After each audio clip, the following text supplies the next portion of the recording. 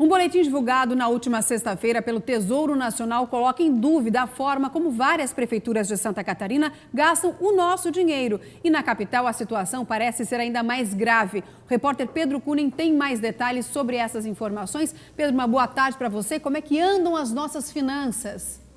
Oi, Diane, boa tarde a todos que nos assistem. De acordo com esse boletim, as finanças já estiveram melhores. O boletim do Tesouro Nacional diz que Florianópolis gastou 71% do seu orçamento com gastos com o funcionalismo público. São salários, pensões, aposentadorias. A nossa capital é a segunda que mais gasta com isso no país, tá? Atrás apenas de Macapá. São Paulo, em 2015, foi a cidade que apresentou o melhor índice, 42%, abaixo inclusive da média nacional, que é de 58%.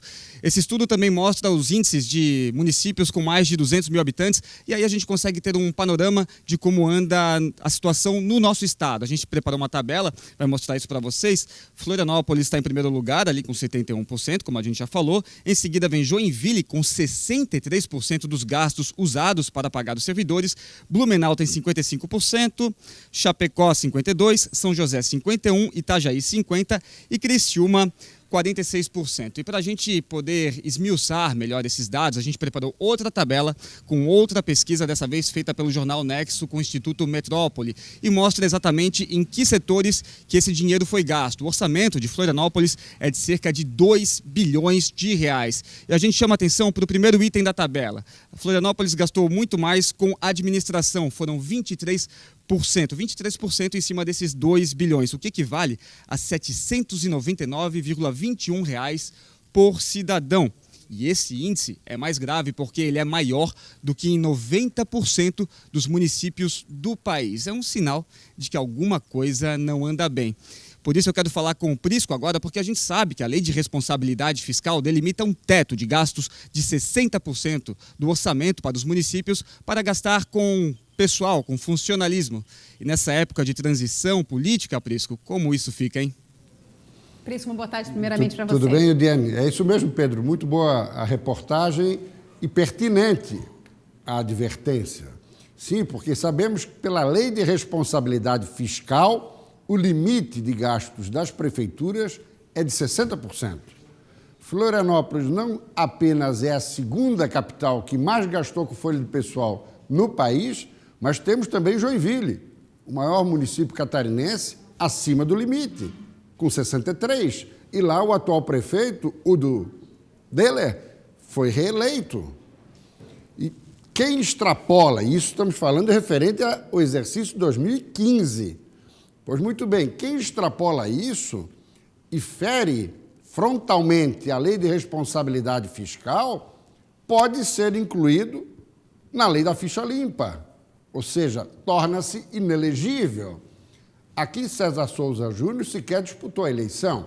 Sua gestão, infelizmente, foi uma das piores da história da capital nas últimas décadas. Ele tem projeto de deputado federal.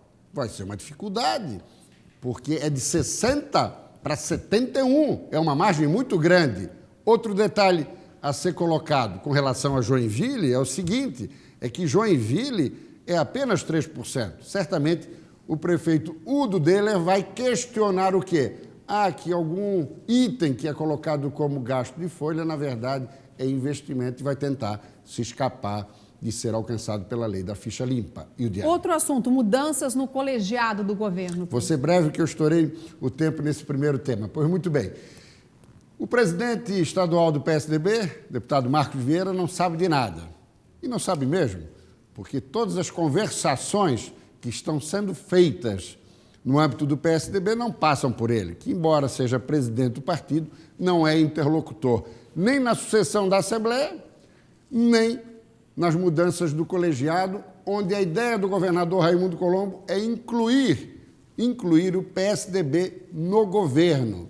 E já existem duas possibilidades concretas, 2 deputados estaduais, no caso, Leonel Pavan, na Cultura, Esporte e Turismo, no lugar de Felipe Melo, que é do PR, partido que é presidido no Estado pelo seu pai, deputado federal Jorginho Melo, PR que quase fez com que o governador perdesse a eleição em Lages, seu berço político, seu reduto eleitoral.